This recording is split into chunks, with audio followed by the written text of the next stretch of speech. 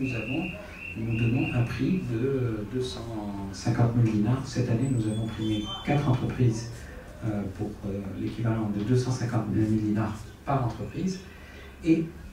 Mais on ne fait pas seulement leur donner de l'argent, on vérifie que le travail, on vérifie la progression de leur projet.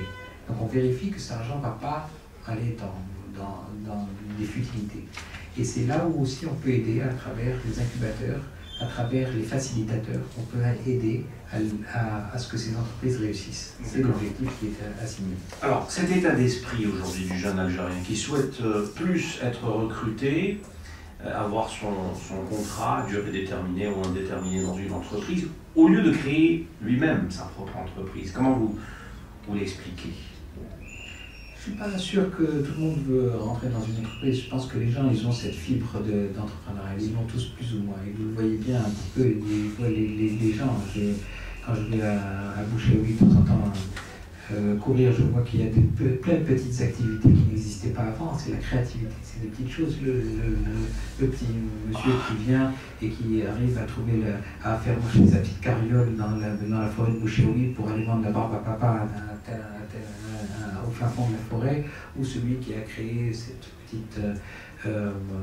petits jeux là en plein air où les enfants s'amusent. Tous ces individus ont l'esprit créatif et non l'esprit.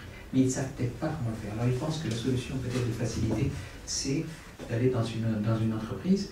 Mais je ne crois pas que ce soit la majorité. Je ne crois pas que l'Algérien en lui-même, l'individu en lui-même, n'est pas là pour entrer. L'individu en lui-même a d'autres aspirations. Il faut peut-être le dynamiser, disons le sensibiliser pour que lui développe cette fibre à l'intérieur de lui-même. Et ils l'ont.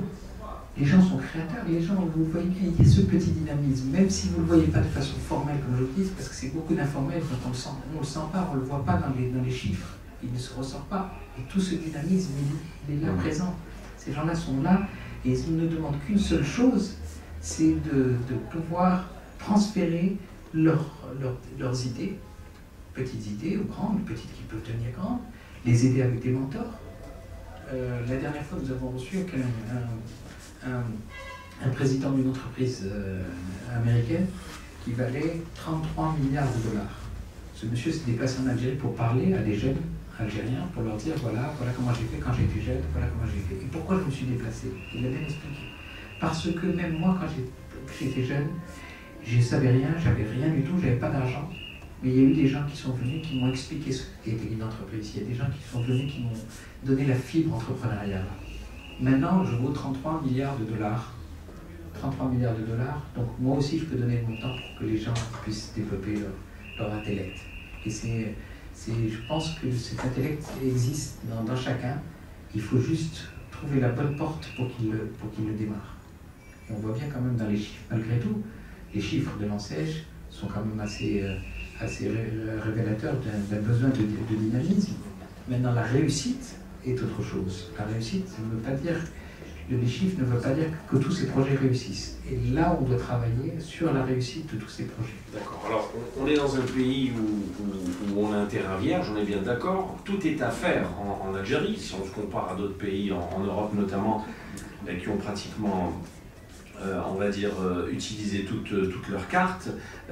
Et pourtant, aujourd'hui, il y a toujours cette frilosité. Pourquoi, à votre avis, tous ces jeunes entrepreneurs, avec toute la volonté qu'ils ont, ils n'arrivent pas plus ou moins à percer dans des domaines qui sont vierges, c'est-à-dire où il y a beaucoup de potentialités à découvrir?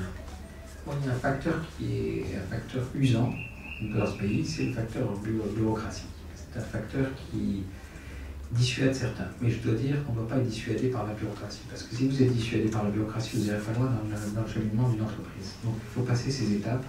Ces étapes sont lourdes et peuvent être dissuasives. Et c'est une bureaucratie, une redondance dans les documents, jusqu'à un banquier qui vous demande si vous avez fait votre service national, qu'est-ce que le banquier peut demander dans un service national? Quelle est sa relation avec le service national? Ils outrepassent leurs prérogatives quand ils font ça. Donc il y a ce frein bureaucratique qui peut dissuader certains jeunes. Ils disent ah c'est trop compliqué, ou on n'arrive pas, ou il faut Ma'arifa, ou il faut ceci, il faut cela dans ce pays.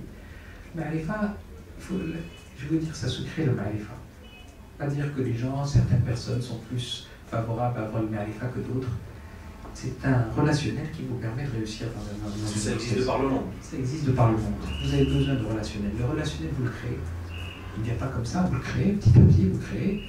Moi-même, quand je vais à la mairie de mon siège social, je connais les gens parce que j'ai créé le relationnel avec eux. Je ne les connaissais pas il y a quelques années.